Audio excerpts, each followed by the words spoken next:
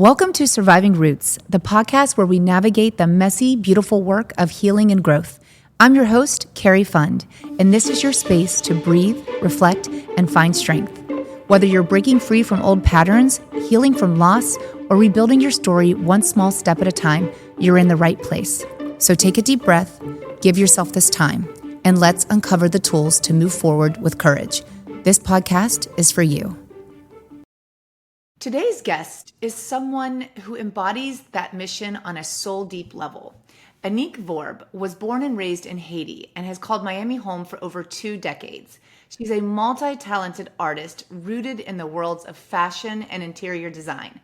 But her truest work, the one that pulses through everything she touches, is healing. A dedicated yogi, certified yoga instructor, and mother, Anick brings us her debut novel, My Drumbeats, a deeply personal and spiritual memoir inspired by her life lessons, her experiences with ayahuasca, and the transformative power of grief. This conversation is about resilience. It's about coming undone, finding purpose, and how grief, when faced head-on, can become a sacred portal of awakening. If you've ever felt cracked open by life, My Drumbeats might just help you find your rhythm again. Welcome. How are you today? Thank you. I'm doing very well, and I thank you for having me this morning. I'm so excited to dive in to speak to you and learn more about your beautiful book. I want everyone to know we actually were introduced through a mutual friend at House of Maine located in Miami. Yes, it's the gift that keeps on giving, House of Maine. I know, right? It really Yes, does. It really does. And we had like lunch as strangers, but honestly, when I met you, I felt like an instant connection because your energy is just, I don't know, I gravitated towards it. And when I left, I just felt so connected and more aligned and just lit up. likewise, same thing. I felt the connection right away, and I was divinely guided toward you, and vice versa. So it's great to be doing things together. I know. And I'm looking forward to doing lots of things together. Especially attending one of your book events next week in Miami. I Mhm. can't wait. Well, let's dive into this beautiful book. I am obsessed with it, and I never realized how much I love green, especially this color. Green's my favorite color, Oh so my gosh, I it just, had to put it on the cover too. well, let's talk about this title that sort of speaks by itself. My Drumbeat. So what does the title mean to you personally, and what can readers expect to feel as they move through its rhythm? Okay. So at the very beginning, I knew that My Drum Beats was the right title for the book. When I started brainstorming, these were the very first words that came to my mind. And I kept them to myself because I wanted to feel the title first. And as I started writing, more and more it resonated with me. And in fact, the drums are one of my favorite instruments. And the drum beats, to me, they remind me of the beats of the heart. They can be fast, victorious, happy, resilient, but they can also be sad and nostalgic and different. So I thought that it would be the best title for it. And I am also fascinated by indigenous cultures. And the drums hold a very important space in the indigenous culture. It is a way of communication with the divine for them. It is also a way of celebrating and also of healing, also through sounds. And to me, sounds are frequencies, and there's a whole new branch now in medicine now starting to include sounds. So the drums is very powerful. And I am also from Haiti. And Haiti has the drums in the culture. It's a very important seat also because the slave came also from Africa. And that's all they had. That was their only mean of expressing themselves. They dance at night through the sounds of the drums.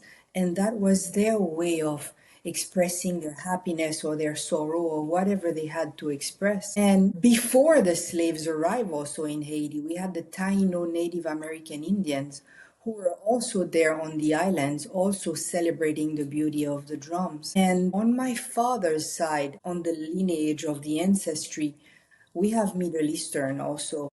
And the darbuka is the Middle Eastern drums, and it is one of my favorite instruments. And my father's younger brother, he plays the darbuka, and whenever the family gathers, this little drum brings so much joy and happiness to the family. So, no way, no doubt, I felt it, and My Drum Beats was the proper title for me for the book. Wow, that is so deep and beautiful. It really connects your roots with the rhythm of this book because there's no doubt that you being raised and born in Haiti and then living in Miami for over 20 years, how these sort of really two cultural landscapes have shaped the voice of this book. That is, Absolutely. I don't know if I've ever come across a book with such a meaningful title. That's beautiful.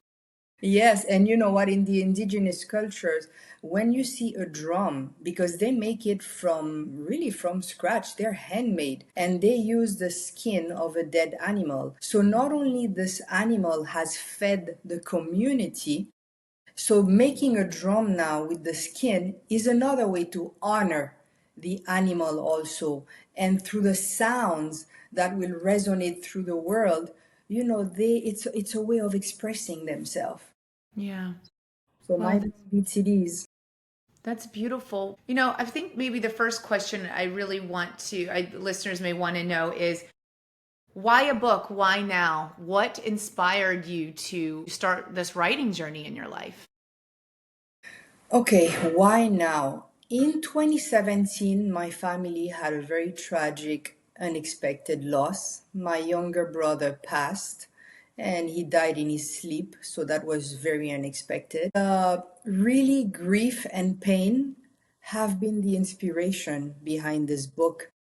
And because as I was going through the process, because I did not want to block the process, I know that some people, they prefer to block it. They say, I don't have time to deal with this.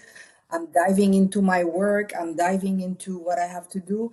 But you need to feel the grief. You need to feel the pain because grief and pain in this life, they have their purpose, they have their own voice. So I did not want to block it. And as I was going through the process of grieving, I started feeling a shift inside of me.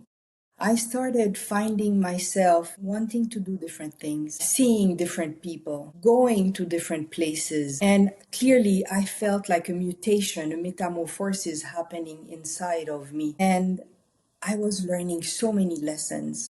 And these lessons that I was learning made me feel so good. I really felt myself elevating myself.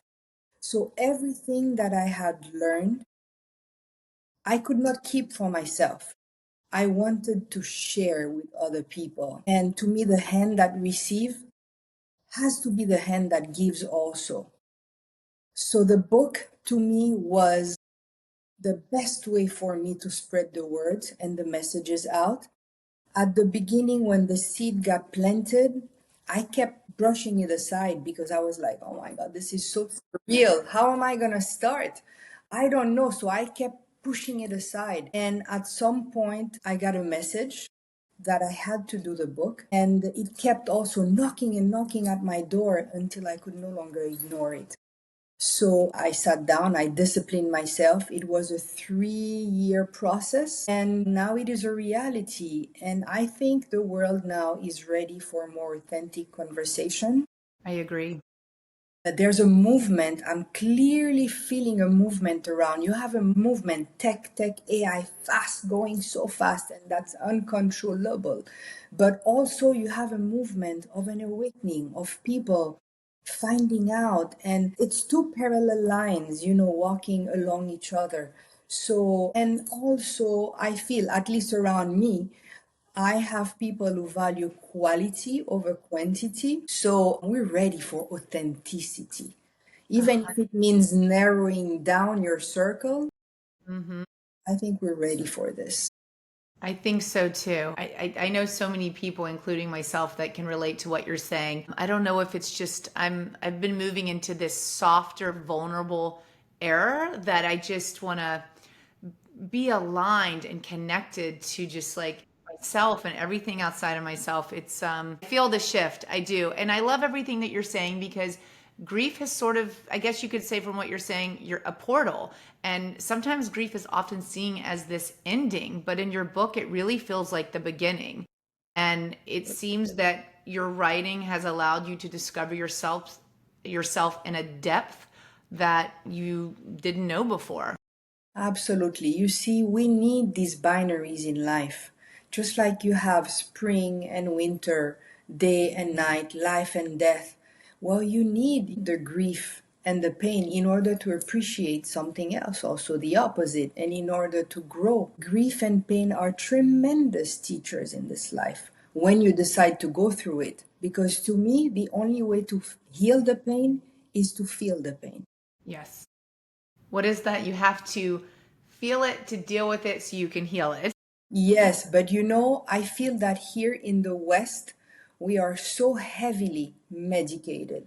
Yeah. It's as if they don't want you to feel the pain, you know? I mean, it's not about, how do you say that, cool vibes only. That doesn't exist, you know? And I did not want to take antidepressants because I spent one full year really, really feeling sad and lost and depressed. And I decided to go through natural modalities. So, yeah, that's why when you use natural modalities, it allows you to feel the pain.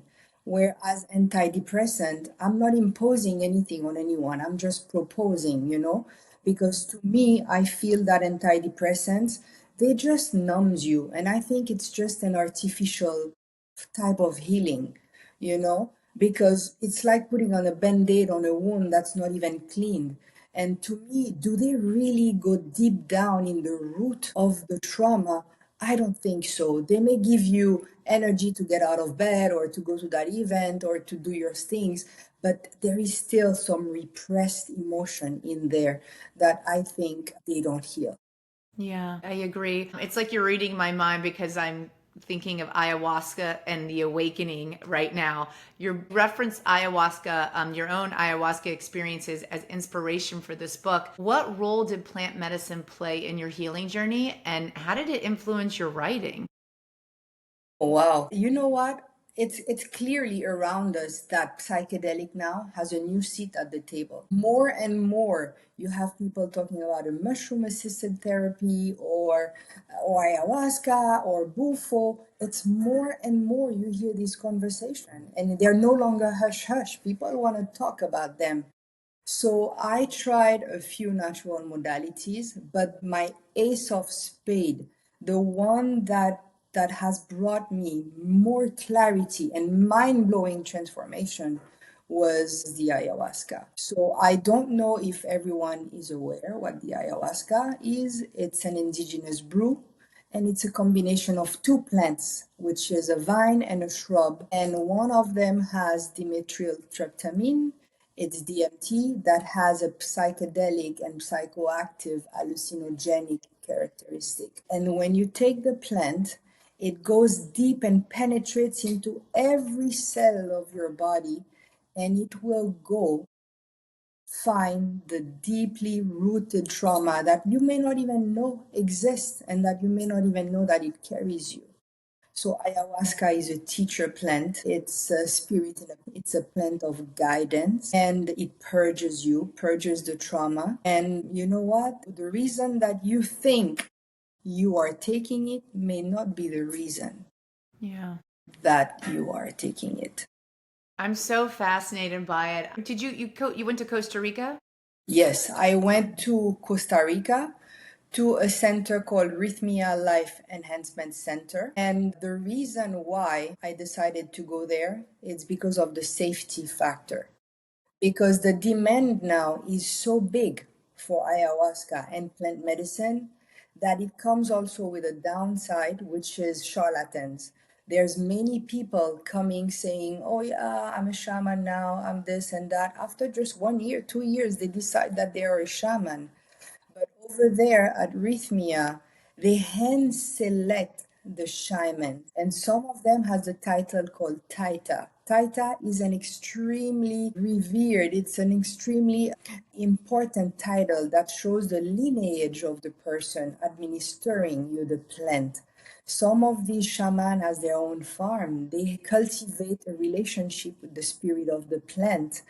And even the way they harvest the leaves and the roots, it's a very sacred medicine. So at Rhythmia also, not only the shamans are hand selected, there are paramedics on the side. There's a clinic on the side. I mean, there's always a risk in anything we do. I take my car, I drive, something can happen. But at Rhythmia, you have to go through a clear process of interviewing yourself and finding out if you are a candidate. It's not just you going to the jungle in wherever and then taking it and then God forbid something happens to you. So over there it's they really hand select the participant, and I like the factor issue of having the paramedics on site in case something happens. Yeah. Wow. Yeah, it was beautifully tied in through this book, and it just has me so curious about it as well.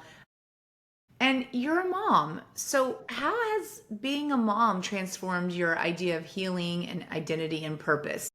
Did it influence your writing of this book at all? Absolutely.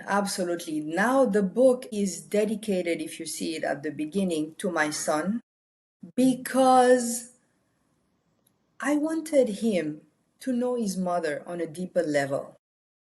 Because, we hang out with our kids from morning to evening, but sometimes they don't really know who the parents is.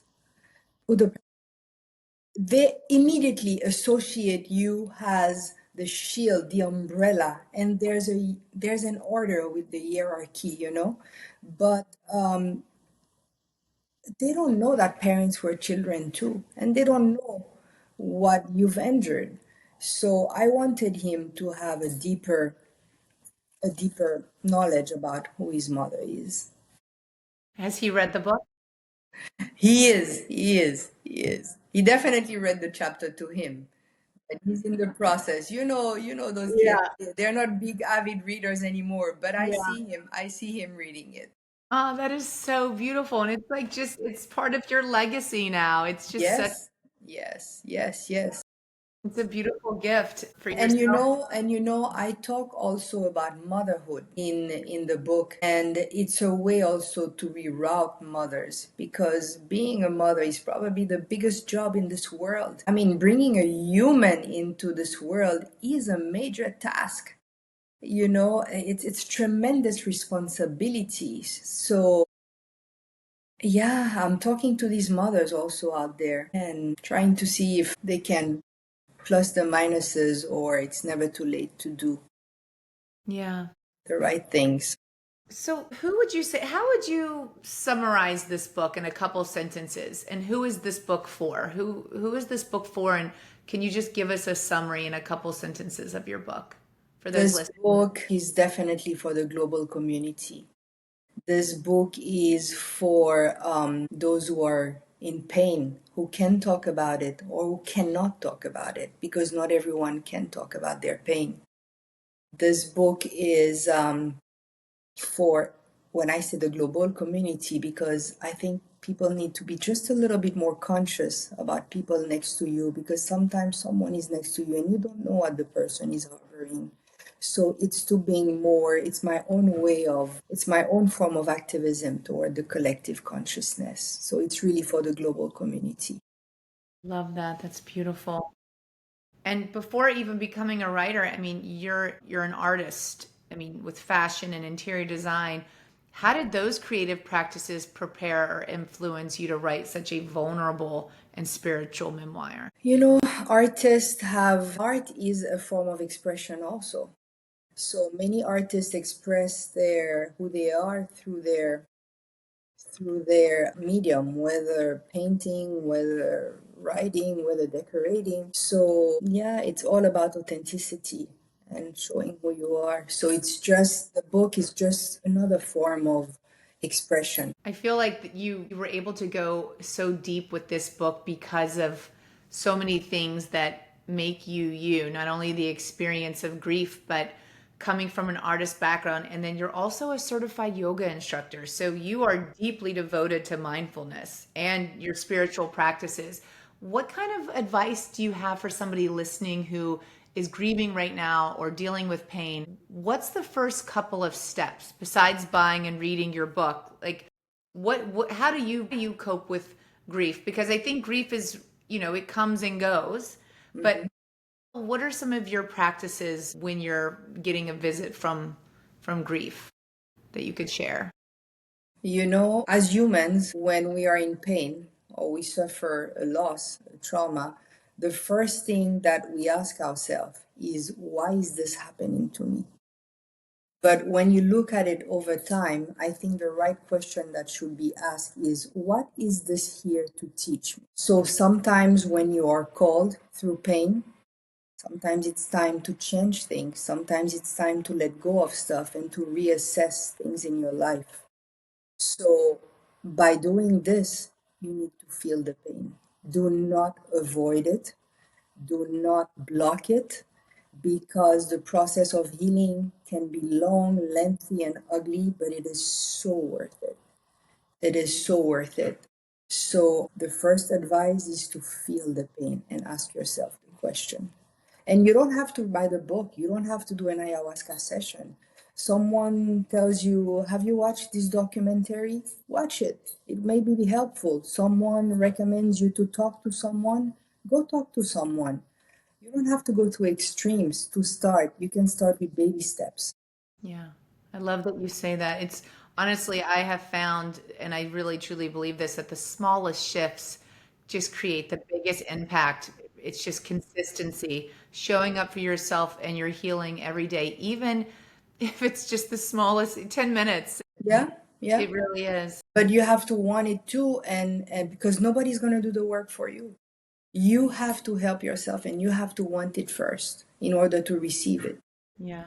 No one's coming to save you. No You one have is to save coming. No one is yourself. coming. Or they can come up to a certain point, but Yeah. then you have to start walking the walk yourself. Yeah. You're doing so many amazing events in your community. What's the response been like and how do you feel? I feel so victorious. It's a big accomplishment, and it is bittersweet, even though it's a victory because it started with a loss, and I owe it all to my younger brother. But I really really feel victorious, and it's a big accomplishment. It's a big accomplishment. It really is. Yeah, yeah. Yes. And did you And find something? I'm sorry to yeah. interrupt you. Every day I get beautiful messages, people telling me, I am so proud of yourself. I am so proud of yourself. And which is amazing when I hear that they tell me that. But when I was getting divorced, there was a book that I read because I really wanted my son not to feel the chaos happening around him. And this book stayed with me forever. This book is called How to Talk to Kids So They Listen, and How to Listen to Kids So They Talk. Mhm. And there was one part of the book where exactly they're telling you, let's say your child has accomplished something big, a tennis tournament, or he got an A, or whatever it is. The first response that the parent will say is, I am so proud of you. Mhm. But this book teaches you how to ask the question, how to say it differently. And instead of saying that, you say, you must be so proud of yourself. So I can tell you it's a big accomplishment, and I am very proud of myself because this is not only for me, it's for the collective consciousness. Yes, I love that you say that, and I definitely think you are elevating the collective consciousness. Hmm. It's practical. The storytelling is magical. And I really believe that you are contributing to this greater mission that we see happening now in society. So bravo to you. Thank you. And it's the beginning. I'm looking forward to what's coming. Yeah. I mean, honestly, once I think you go on this journey, it's just beginning. I think you think it's okay, I have the idea for the book and then I'm writing the book, but then it's completing the book, and then once your book baby is out into the world, now you are sharing and connecting with others and talking about it. And I feel like that's where the transformation is just ongoing. And I don't know how you feel about this, but I think there's a lot of healing that happens in between the words where you're writing it, but then once you're talking about it and connecting with other people, I still feel like the transformation, not only with them, but even within yourself, just continues deeper and deeper. Absolutely. You know, this book is my story, it's my transformation. But now, as people are reading it now, it's time for their transformation. So this book is creating ripple effects, and really it humbles me to the core, seeing people sending me messages, calling me, telling me how they felt and how they are reflecting. And see, it's the beginning of transformation for others, and that was the intention at the very beginning.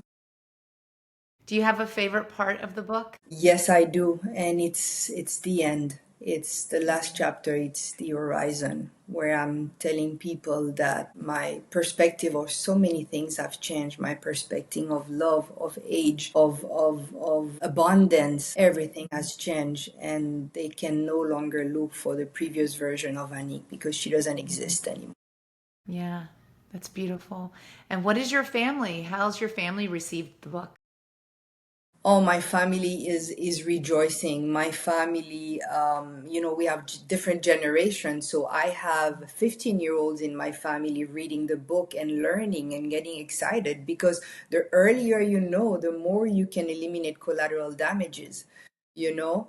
And I have 80 plus years old also in my family reading the book, and they too are thinking, wow, maybe I should have done something differently, or maybe it's time for the remaining that I have in my life, to change things. So my family is rejoicing as well. That's beautiful. Yeah.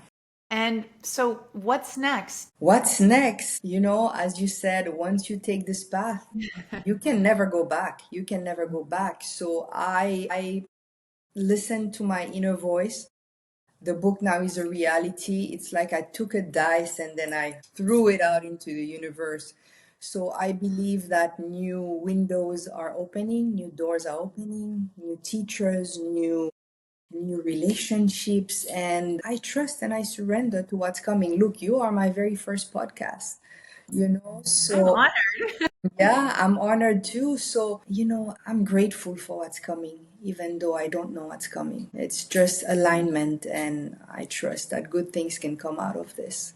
And Yeah. definitely, I'm thinking of other books for sure because writing gives me such peace and such serenity. There's power in putting your words down on paper. There's power because you're not interrupted. It's you, the pen, and yourself. Yeah. So maybe something for children in the future. I'm thinking about that also because the earlier you start, the better it is. Yeah. I I just, know. That's actually a very good point. And like for everyone listening that's a mom, if I look back at life, I wish I had been more aligned. I wish I knew these inner tools. I wish I knew how to activate them, but no one really ever taught me those coming from my toxic upbringing. So I had to undo and heal and reparent. And I don't want my kids to live like that. I want them to, they're going to go through good and bad times and definitely no pain that I can't protect them from everything, but I don't want them to have to heal from their childhood. And I don't want them to have to sort of not waste time, but learning these lessons so late in life, like I did in my 30s and 40s. I want them to go out into the world in their, now in their teens and their 20s, just as activated and aligned, as connected as they can be. yeah, Yeah, the sooner the yeah. better. Unfortunately, we don't come into this world with a manual how to be Yeah. mothers. And motherhood, perhaps we're not the best moms in the world, but there are millions of ways to try to be a good mom. So, yeah, we try our best, and from the experience that we've had, maybe from traumatic childhood, now it's our opportunity for us to cut the cycle and not to copy and paste what we experience. So now it's time to break the cycle and to offer something different to our children. Yeah, beautifully said. I want to thank you today. You are a beautiful example of the guest that I love speaking to on Surviving Roots, because it's all about turning pain into power and our potential. And you have taken something very heartbreaking and transformed your grief into a tool such as this book, and just helping so many people. You really are creating such a ripple effect. And I want to thank you for everything that you're doing. Thanks to you, and this book is my offering. It's my offering to you all. So thank you for this. It's called My Drumbeats. You can grab a copy on Amazon. And where can everyone find you?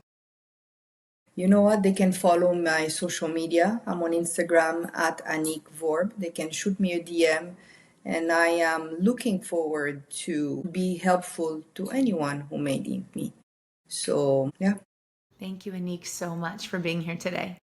Thank you so much, Cari. Thank you for joining me for this week's episode of Surviving Roots. I hope it gave you something meaningful to carry with you. Let's keep this conversation going. Find me on Instagram at cari.fund, where I'll share more from the show. Don't forget to subscribe, leave a review, and share this with someone who needs it. And remember, we are the choices that we make.